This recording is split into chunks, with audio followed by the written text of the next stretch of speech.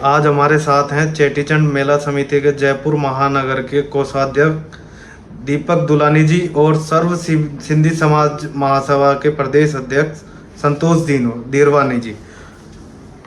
तो हम इनसे जानना चाहेंगे जैसा कि क्या कारण रहता है जो 22 वर्षों के बाद में रजिस्ट्री हुई, और ये रजिस्ट्री क्या वास्तव में रजिस्ट्री हुई या फिर केवल एक समाज में भ्रांति फैलाने का जो कार्य है वो हुआ है, इसके बारे में इस प्रकाश डालेंगे आप। देखो ऐसा है, रजिस्ट्री की तरह ही होती है, ठीक है। जो 2003 से पेंडिंग पड़ी थी वो हमारी वर्तमान कार्यकारिणी ने समाज के वरिष्ठ जनों को साथ में लेकर उक्त कार्य किया है, और बकायदा रजिस्ट्रार ऑफिस में जाकर रजिस्ट्रार के समक्ष ये रजिस्ट्री हुई है, जो एक गिफ्ट डीड हुई है। क्योंकि रजिस्ट्री में बहुत पैसा लगता है, इसलिए समाज ने एक राय होकर गिफ्ट डीड करवाई है, और इसका पैसा भी समाज के वरिष्ठ जनों ने दिया है, किसी व्यक्ति विशेष का नहीं है। ये समाज की संपत्ति थी, समाज को हमने एक मूलभूत आवश्यकताओं के लिए उसकी रजिस्ट्री कराकर समाज के हित में सौंपी है। और ये क्योंकि आपको बता दूं कि 2003 में जिन व्यक्तियों की संस्था के नाम थे उनमें से हमारे जो समाज के सर्वश्री हैं नौतन दास जी, उनकी तबीयत बहुत ज्यादा खराब थी, तो रजिस्ट्रार को, कोर्ट के कर्मचारी को हम उनके सामने लेके गए और उन्होंने वर्बली उनके घर जाकर उनका अंगूठा निशानी और फोटो लिए। तो ये रजिस्ट्री एक लीगल दस्तावेज है। कोई ये कह दे कि ये अवैध है तो ये सोच का फर्क है, और लोग केवल वहम करते हैं, उस वहम की तो कोई दवाई नहीं है। आप क्या कहना चाहेंगे इस बारे में? देखिए, जो रजिस्ट्री होती है वो तो रजिस्ट्री के तरह से ही होती है ना। फर्जी रजिस्ट्री हमने तो सुना ही नहीं है। रजिस्ट्री हुई है, और जो समाज के वरिष्ठ लोगों ने कार्य किया है उसके लिए वास्तव में वे धन्यवाद के पात्र हैं। ये कार्य काफी समय पहले ही हो जाना चाहिए था। जैसा कि देखने को ये जानकारी में भी काफ़ी बार आया है, समाज में कई वर्षों से एक पक्ष हो चाहे दूसरा पक्ष हो, वर्तमान कार्य से संतुष्ट नहीं मिला। कभी कोर्ट का रास्ता देखता है तो कभी थाने का रास्ता देखता है। क्या समाज में कोई मनमुटाव है या कोई कारण है? देखो, मेरा मानना है कोई मनमुटाव नहीं है, केवल एक कुर्सी की लड़ाई है। हर कोई केवल कुर्सी की चाह में कोर्ट में जाता है, क्योंकि चुनाव जो होते हैं लोकतांत्रिक तरीके से होते हैं, ठीक है। अगर उनके मन मुवाफिक नहीं हुए तो वो कोर्ट चला जाता है। और हमारी वर्तमान जो कार्यकारिणी चेटीचंड सिंधी मेला समिति महानगर जयपुर की, वो पूरी पारदर्शिता से इस बार जो वार्षिक चुनाव होंगे वो भी करवाएगी, पूरी पारदर्शिता से। यदि किसी को ऑब्जेक्शन है, क्योंकि हमारी 3 अगस्त को आम सभा हमने बुलाई है भगवान श्री झूलेलाल मंदिर सेक्टर 5 जवाहर नगर जयपुर में, आप उधर आए, उधर हमें सजेशन करें। क्योंकि मैं खुद की बता रहा हूं, मेरी इच्छा नहीं है करते ही मैं समाज का चुनाव लड़ूं, लेकिन हाँ, मेरी ये इच्छा है समाज के प्रति व्यक्ति की भागीदारी समाज के चुनाव में होनी चाहिए। और यदि उनका कोई मन मुटाव है तो समाज के वरिष्ठ जनों को उस बीच में बैठकर उसका समाधान निकालना चाहिए। न्यायपालिका की तरफ अंतिम चरण होता है जब हम न्यायपालिका की शरण में जाए, क्योंकि ऐसा कोई मतभेद नहीं है। और यदि कोई मनमुटाव करके बैठा है तो वो केवल व्यक्तिगत इच्छा और व्यक्तिगत स्वार्थ के लिए करके बैठा है। मेरा इसमें मानना यह है कि यदि कोई चुनाव लड़ा जाता है समाज में और एक पक्ष हार जाता है, तो उसको बहुत ज्यादा मेहनत करके आगे जीत के लिए अपना रास्ता बनाना चाहिए, न कि कोर्ट में और थाने जाकर के समय व्यय करना चाहिए। मेरा ये मानना है, जितनी अपन समाज की सेवा करें उतनी कम है। समाज की सेवा करने के लिए किसी पद की जरूरत नहीं होती है। ज्यादा से ज्यादा सेवा करें। समाज है, आज नहीं तो कल आपको मौका देगा ही देगा सेवा करने का। ये सिंधु सागर भवन का बहुचर्चित विवाद क्या है? देखो, मैं आपको सबसे पहले बताना चाहूंगा कि ये जो सिंधु सागर भवन है, जो प्रताप नगर सेक्टर 17 में है, वह समाज की एक मूलभूत देन है, यानी ये मानो कि प्रतिष्ठित देन है। क्योंकि उस समय जो पूज्य सिंधी सेंट्रल पंचायत के तत्कालीन अध्यक्ष थे चंदीराम राघानी जी, उन्होंने वसुंधरा सरकार में ली थी, और वसुंधरा जी ने उस समय बहुत ज्यादा हेवी कॉस्ट पे वो जमीन दी थी, जिस पर उन्होंने लेने से इनकार कर दिया था। उसके बाद हमारे समाज के श्रीमान सूरज खत्री जी के माध्यम से तत्कालीन मुख्यमंत्री श्री अशोक गहलोत जी द्वारा नॉमिनल रेट्स पे ये जमीन दी थी, और समाज के बड़े बुजुर्गों ने और दानदाताओं ने पैसा इकट्ठा करके अपनी मेहनत की पूंजी रख के समाज को ये जमीन दान में दिलाई थी, और उस पे ये भवन खड़ा हुआ। उसके बाद इसमें क्या हुआ कि कुछ व्यक्तिगत इच्छाओं को लेकर कहा जाए तो धन पूर्ति ले लो या संस्था को चलाने के लिए पैसा ले लो, तब उन्होंने इसका व्यापारिक उपयोग उपभोग करने लग गए। उसके बाद ये विवाद हुआ, लेकिन आज की तारीख में कोई विवाद नहीं है, क्योंकि ये समाज की मूलभूत संपत्ति है जिसमें समाज का एक एक आदमी इस संपत्ति का उपयोग कर सकता है। कोई भी विवाद अब शेष नहीं है, क्योंकि सिंधु सागर भवन समाज के प्रतिष्ठित लोगों की मेहनत की कमाई है। और सरकार ने उस समय, मैं धन्यवाद देना चाहूंगा श्रीमान अशोक गहलोत जी को, जिन्होंने इस संपत्ति को समाज को दी। क्योंकि मेरा मानना है जयपुर में 5000 वर्ग मीटर की कोई ऐसी संपत्ति नहीं है जो सरकार ने सिंधी समाज को दी हो। इसलिए सिंधु सागर भवन का कोई विवाद नहीं है। मेरे हिसाब से ये संपत्ति आज भी समाज की है, कल भी और बरसों भी ये संपत्ति समाज की ही रहेगी। अभी जो जानकारी में है, एक पक्ष ने 12-13 लोगों के खिलाफ मुकदमा दर्ज करवाया है, इस बारे में आप क्या कहना चाहेंगे? वो समाज का तो कोई पक्ष ही नहीं है जो समाज के वरिष्ठ लोगों के ऊपर मुकदमे हों, समाज के प्रतिष्ठित लोगों के ऊपर मुकदमे हो। कोई भी धड़ा ऐसा नहीं है जो समाज के प्रतिष्ठित, कोई एक आध व्यक्ति हो सकता है जिसका कोई पर्सनल स्वार्थ हो, जिसकी वजह से समाज के प्रतिष्ठित लोगों के ऊपर कोई मुकदमे किए हों। बाकी समाज का कोई धड़ा ऐसा नहीं है जो समाज के प्रतिष्ठित लोगों के ऊपर मुकदमे करे। देखो, जिस मुकदमे की बात आप कर रहे हो, मैं उसमें कहूंगा समाज के व्यक्ति द्वारा कोई मुकदमा नहीं किया गया। ये तो केवल निजी स्वार्थ के लिए मुकदमा किया गया है। क्यों किया गया है मैं बताऊं। ये लोग क्या चाहते हैं कि जो सिंधु सागर भवन है, चूंकि अब समाज जागृत हो गया है और उस जो सिंधु सागर भवन की बेशकीमती जमीन है उस पर जो वर्तमान अध्यक्ष है वो उस पर अपना प्रोजेक्ट जो 35 करोड़ की लागत का है वो खड़ा करना चाहते हैं। किंतु कुछ स्वार्थी लोग उस जमीन से अपना रोजगार चला रहे हैं, पेट भर रहे हैं, वो उस जमीन को हथियाना चाहते हैं। इसलिए उन्होंने उस जमीन को ना छोड़ने के लिए समाज के प्रतिष्ठित लोगों के खिलाफ मुकदमा जो दर्ज किया है वो एक झूठा और साजिश पूर्वक मुकदमा किया है, जो मात्र द्वेष भावना से किया है। क्योंकि जिन जिन को इन्होंने पार्टी बनाया, मैंने खुद एडवोकेट हूं, जिस हिसाब से मैंने उस FIR को देखा है उसमें ऐसे एलिगेशन है जो मेरा मानना है कि समाज के प्रतिष्ठित लोग जिनकी करोड़ों रुपए की संपत्ति जयपुर में है, जिनका बड़ा व्यापार है, जो मंडी में काम करते हैं, जो मीडिया की लाइन में काम करते हैं, जो मुखी हैं, जिनका व्यापार है, बिजनेस है, वो ऐसी हरकतें क्यों करेगा? मेरे समझ से परे है। क्योंकि ये जो मुकदमा है मेरे हिसाब से नील बटा नील है। पुलिस को भी इसमें संज्ञान लेकर अगर ये मुकदमा वास्तव में झूठा पाया जाता है तो मेरा मानना है कि जिस पक्ष ने मुकदमा दायर किया है उसके खिलाफ भी कानून के दायरे में रहकर कार्रवाई खोलनी चाहिए। बात करते हैं चेटीचंड मेला समिति और पूज्य सिंधी सेंट्रल पंचायत में, तो इसमें कितने मतदाता हैं? देखो, पूज्य सिंधी सेंट्रल पंचायत की बात की जाए तो उसमें जितनी भी पूज्य सिंधी पंचायतें क्षेत्र में काम कर रही हैं वो सब इसमें मतदाता हैं। ठीक है, वर्तमान में जो चुनाव है तो उसमें 91 मतदाता है। लेकिन चेटीचंड सिंधी मेला समिति में आज की तारीख में 1000 मतदाता है। जो लास्ट ईयर चुनाव हुए थे उसमें व्यापार मंडल भी जुड़े हुए हैं, पूज्य सिंधी पंचायत भी जुड़ी है, और तो जो समाज की संस्था है वो भी जुड़े हैं। इसके अलावा अध्यक्ष के पावर के मतदाता और पूर्व अध्यक्ष, पूर्व महासचिव के मत भी हैं। इस प्रकार 1000 मतदाता है। सिंधी समाज के लगभग देखा जाए तो सैकड़ों से हजार, लगभग कहा जा सकता है 2 से 3 लाख मतदाता है। लेकिन ये 500 से 1000 तक सीमित, बाकी मतदाता कहाँ है ऐसे में? देखिए, ये हमारे समाज का दुर्भाग्य कहा जाए कि सब समाजों में 18 साल से ऊपर वालों को मत का अधिकार है। सरकार भी 18 से ऊपर वालों को मताधिकार का अधिकार देती है।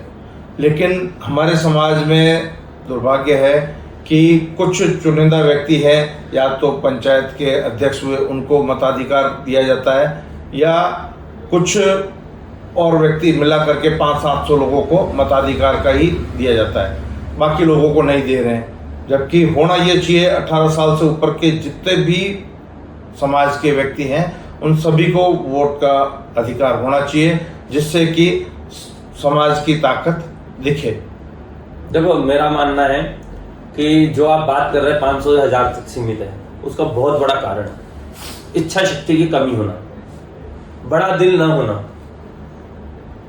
क्योंकि यदि जो मेरे सीनियर हैं, जो समाज के वरिष्ठ हैं, संतोष जी ने जैसा आपको बताया कि 18 वर्ष से ऊपर, अगर 18 वर्ष से ऊपर अन्य समाजों की तरह चुनाव करने लग जाएंगे तो जो समाज के ताबूत कहा जाए, जो कुर्सी से चिपक के बैठे, उनकी दुकानें बंद हो जाएंगी।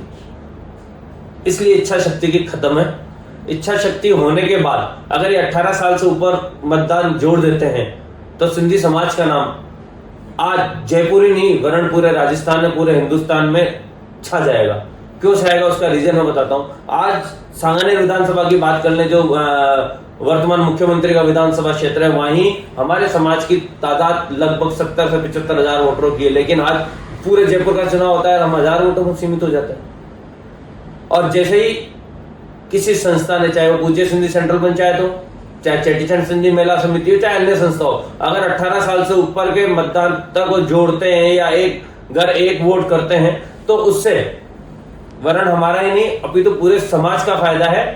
क्योंकि राजनीतिक इच्छा शक्ति जागृत होगी, समाज के युवा इसमें अग्रणी होंगे और एक पता चलेगा राजनीतिक हस्तियों को, मुख्यमंत्री को, गवर्नर को, इनको पता चलेगा वास्तव में सिंधी समाज इतना है। आपको पता होना चाहिए, जब हम अखंड भारत के 2 टुकड़े हुए थे और हम वहां सब कुछ छोड़ कर आए थे, यहाँ अपना जिस प्रकार जीरो से यानी अर्श से फर्श तक पहुंचे, वो अगर हमको आज हमारे समाज वाले इच्छा शक्ति जागृत करके अगर वोट का अधिकार समस्त युवाओं को दे दे तो आज बात ही कुछ और हो। आपको पता होना चाहिए सिंधी समाज ही एक ऐसा समाज है जो हिंदुस्तान का सबसे ज्यादा टैक्स पेयर है। और ऐसा ही हम चाहते हैं कि अगर मतदाता जोड़ा जाएगा तो हम राजनीतिक में भी आगे होंगे, क्योंकि हमारा राजनीतिक प्रतिशत देखा जाए तो वो 0 के बराबर है। नगर निगम में हमें सीटें नहीं दी जाती, क्यों? हम केवल एक भाजपा के पट्टू बन के चल रहे हैं। और जैसे ही हमको मतदान समाज की संस्थाओं में दिया जाएगा तो वो जनसंख्या इन राजनीतिक दलों को पता चलेगी और हमारा दल, हमारी समाज राजनीति में भी आगे बढ़ेगा। ये कुछ पंचायतों में चुनाव होना, कुछ में नहीं होना, ये 2 पक्षीय कारण क्या है? देखिए, ये भी हमारे समाज का दुर्भाग्य है कि कई पंचायतें बनी हुई है, चुनाव के बिना बनती है, कई अध्यक्ष हमारे बिना चुनाव के ही अध्यक्ष बन जाते हैं, और कहीं तो संस्थाएं ऐन चुनाव के वक्त ही नहीं उगाती है, उसमें वोटरों का पता नहीं चलता है और फिर वही चीज़ हो जाती है कि भाई ये फर्जी मतदाता हैं। तो इस ढंग से होता है तो वो गलत है। कुछ पंचायतों में चुनाव होते हैं और मुखिया समाज के द्वारा चुनाव होता है, बाकी ज़्यादातर में तो बिना चुनाव के ही मुखिया बन जाते हैं और उनके जो वोटिंग के अधिकार होते हैं उस पर मुकदमेबाजियाँ शुरू हो जाती हैं। देखो, आप जिस संस्थाओं की बात कर रहे हैं जिनमें चुनाव नहीं हो रहा, उनके लिए तो मैं केवल एक ही चीज कहूंगा, आप ही के सवाल को दोहराऊंगा कि जो 500,000 की मतदाता है, ये अगर 18 वर्ष के ऊपर दे देंगे तो उस पंचायत के, जिस पंचायत में चुनाव नहीं हो रहे, उस पंचायत के लोग भी जुड़ेंगे, उनको जागरूकता होगी, उनकी इच्छा शक्ति बढ़ेगी। फिर ये जो कब्जादारी हैं, जो 10-12 दिनों में हाथ ऊंचे कराकर पुनः कॉपी कार्रवाई से अध्यक्ष नियुक्त हो जाते हैं, वो सिस्टम खत्म हो जाएगा। क्योंकि हिंदुस्तान लोकतांत्रिक देश है, संस्थाएं अदर समाज के भी लोकतांत्रिक तरीके से चुनाव कराती हैं और वास्तव में यदि रजिस्टर्ड संस्था है तो उसके संविधान में लोकतांत्रिक चुनाव का हक और अधिकार है और प्रत्येक नागरिक को, जो समाज का बंधु है, उस क्षेत्र में रहता है, उनको चुनाव का अधिकार है। मेरा मानना है पर्सनल तौर पर, यदि आपका न्यूज चैनल कोई देख रहा है तो उनको भी कहूंगा कि आप स्वेच्छा से दिल बड़ा रख के 18 वर्ष के सभी मतदाताओं को मतदान करने का अधिकार दें और समाज में जागृत इच्छा करें और बड़ा दिल रख के चुनाव कराएं। चाहे आप पुनः उसमें नॉमिनेशन भर के अध्यक्ष पद के प्रत्याशी हो जाए, जनता जनार्दन है, वो अगर आपके सर पे ताज पहनाएगी तो आप ताज स्वीकार करें और नहीं पहनाती तो अलग ना होकर समाज के साथ काम करें। इसी चर्चा के विषय में अभी एक शब्द आया था बीच में, फर्जी वोटर। ये हमेशा चुनावों के समय एक ज्वलनशील मुद्दा रहा है, प्रकरण है, इसके बारे में क्या कहना चाहेंगे आप? देखो, यदि समाज के बंधु सुन रहे हैं तो मैं आपको बता दूं, हमारे समाज का जो संविधान है उसमें संशोधन होना बहुत जरूरी है, चाहे वो पूज्य सिंधी सेंट्रल पंचायत का हो, चाहे चेटीचंड सिंधी मेला समिति का हो। क्योंकि जब तक मतदाता सूची जो है अध्यक्ष, निवर्तमान अध्यक्ष यानी जो चुनाव कराता है उसको देंगे तो ऑटोमेटिकली वो अपने बंदे को जिताने के लिए उसमें हेरफेर करेगा।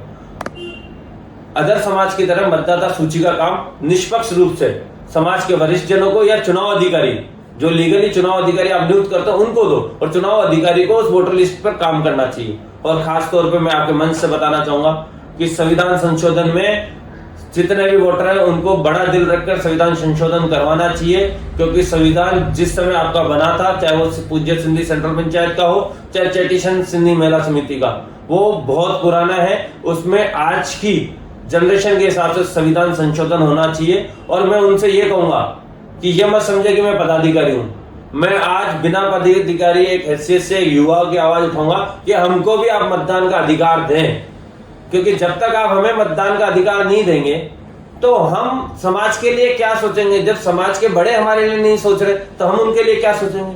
इसलिए, और जब अगर ये चीजें सारी हो गई, मतदाता सूची का अधिकार चुनाव अधिकारी को दे दिया गया, तो फर्जी वोट बनना बंद हो जाएंगे। युवाओं का वोटर बनाओ, खुले में चुनाव कराओ। क्यों? जब अगर 10, 20, 25 हजार वोटर हो जाएंगे ना तो आपका वर्चस्व खत्म हो जाएगा। सारा का सारा जो बागडोर रहेगी वो वोटर के ऊपर होगी, जनता जनार्दन होगी, लोकतांत्रिक तरीके से चुनाव होंगे। इसलिए मैं आपके मंच के माध्यम से ये कहूंगा कि मतदाता सूची का जो विवाद है वो मतदाता सूची चुनाव अधिकारी द्वारा बनाई जानी चाहिए, और दोनों संस्थाओं में युवाओं को मतदान का अधिकार देना चाहिए, चाहे उसमें जो भी शुल्क तय करे वो शुल्क लेना चाहिए। मैं मेरे छोटे भाई दीपक जी की बातों से सहमत हूँ। उन्होंने वास्तव में बहुत अच्छी बातें कही है, समाज के हित की बातें कही है। मेरा भी यही मानना है कि 18 साल से ऊपर के जो भी नवयुवक हैं उन सभी को वोटिंग का अधिकार दे करके समाज को मजबूत करने का कार्य समाज के सभी वरिष्ठ और मुखीजनों को मिलकर के करना चाहिए। इसका विरोध न करके इसका पूर्णतया समर्थन करना चाहिए। आपके द्वारा एक शब्द बार बार रिपीट किया गया, दुर्भाग्य दुर्भाग्य दुर्भाग्य। अब हम जानना चाहेंगे दुर्भाग्य सौभाग्य में कैसे बदले और समाज सुधार के लिए क्या संदेश देना चाहिए। देखिए, दुर्भाग्य सौभाग्य में ऐसे बदल सकता है कि हमारी शोभा यात्रा में मुश्किल से 1000-2000 व्यक्ति होते हैं, क्योंकि जो वोटर होता है उसी का लगाव उस संस्था से होता है। यही अगर 3 लाख लोग वोट देंगे तो वो 3 लाख लोग दिल से उस संस्था से जुड़े होंगे, और शोभा यात्रा में अगर 3 लाख लोग आ जाते हैं तो पूरा जयपुर शहर एक तरह से जाम हो जाएगा। तो मैं यही चाहता हूँ कि वो 3 लाख के 3 लाख लोग शोभा यात्रा में भी और समाज के हर कार्य में बढ़ चढ़ के भाग लें, जिससे समाज को मजबूती मिले। जागरूकता के विषय को लेकर के क्या कहना चाहेंगे आप। समाज तो पूरा जागरूक है ही है। हमारे में अगर 15 साल का बच्चा है तो भी जागरूक है, क्यों? सब व्यापारी हैं, सब जागरूक हैं, लेकिन अधिकारों के लिए लड़ना तो वो हर एक के बस की बात नहीं है। और हमारे उन सभी छोटे भाइयों की लड़ाई हम लड़ रहे हैं, और हमारे को लड़नी है। और हमारे को सभी से हाथ जोड़ करके ये विनती मैं मेरी तरफ से तो कर रहा हूँ कि 18 साल से ऊपर के प्रत्येक नवयुवक को मताधिकार का अधिकार मिलना चाहिए। मैं जो आप जागरूकता की बात कर रहे हैं उसके लिए केवल एक ही चीज़ कहूँगा कि आप सबको पता है कि युवाओं का जमाना है, युवाओं को आगे बढ़ाएं। युवाओं के लिए एक कहावत कहूँगा कि तलवारों की डार पर पलती हमारी जवानी है, तलवारों की धार पर पलती हमारी जवानी है। जिस ओर जवानी चलती है उस ओर जमाना चलता है। समझे? युवाओं की जमाना है, युवाओं के साथ चले, युवाओं को साथ लेकर चले, और आप मार्गदर्शक के रूप में जो सीनियर्स हैं वो युवाओं को साथ लें। मैं ये नहीं कह रहा युवाओं को पद पे रखो, लेकिन युवाओं को जिस प्रकार राजनीतिक पार्टियां दरिया बिछाने का काम करती है, कम से कम उस लेवल पे तो लेके जाओ, तो समाज का हित तो हो। दूसरी चीज मैं आपके मन से बताना चाहूंगा कि समाज के जो वरिष्ठ जन हैं उनमें कुछ ऐसे लोग हैं जो पक्ष विपक्ष करते हैं। ये कोई बीजेपी, कांग्रेस, आम आदमी पार्टी नहीं है, ये समाज है। इसमें कोई पक्ष नहीं है, कोई विपक्ष नहीं है। ये समाज हित की बात करें, बड़ा दिल रखें। जो चुनाव जीतता है, दूसरा पक्ष जो हारता है उसके साथ काम करें, क्योंकि चुनाव हर दूसरे साल, हर साल होते हैं। ऐसा तो है नहीं कि विधानसभा चुनाव की तरह आपको कोई इसमें इनकम हो रही हो, बल्कि जो जीतता है उसको लगाना पड़ता है। इनमें कोई सैलरी फिक्स नहीं है। इसलिए बड़ा दिल रखें, युवाओं को मौका दें, मतदाता सूची में फेरबदल करें, संविधान में संशोधन करें, और सबसे बड़ी बात, जितने भी वर्तमान अध्यक्ष हैं चेटीचंड, चाहे चेटीचंड सिंधी मेला समिति की समिति हो, चाहे पूज्य सिंधी सेंट्रल पंचायत की समिति हो, जितने भी समाज के वरिष्ठ जन हैं, उनसे आपके मंच से मैं संदेश देना चाहूंगा कि वो सब एक होकर समाज हित में काम करें, समाज में की जो संपत्ति है उसकी रक्षा करें, समाज के जो युवा हैं उनको आगे बढ़ाएं और राजनीतिक सोच रखें। साथ में जो युवा घर पे बैठे हैं, जिनके पास स्थिति नहीं है, वो पढ़ लिख नहीं सकते, उनको पढ़ाने में भी समाज योगदान दे, क्योंकि आज हमारा एजुकेशन प्रतिशत भी बहुत कम है, और जितने भी IAS RAS ऑफिसर हैं वो भी आप देखेंगे कि हमारे गवर्नमेंट जॉब में सिंधी समाज की बहुत कम तादाद मिलेगी। इसलिए मेरा निवेदन है, युवाओं को आगे बढ़ाओ, मतदाता सूची में परिवर्तन करो, संविधान में संशोधन करो, बड़ा दिल रखो। जो दुर्भाग्य की आप बात कर रहे हो वो ऑटोमेटिकली सौभाग्य हो जाएगा, और समाज एक हित में जाके भगवान श्री झूलेलाल के चरणों में सनातन धर्म को आगे बढ़ाते हुए ये काम हुआ।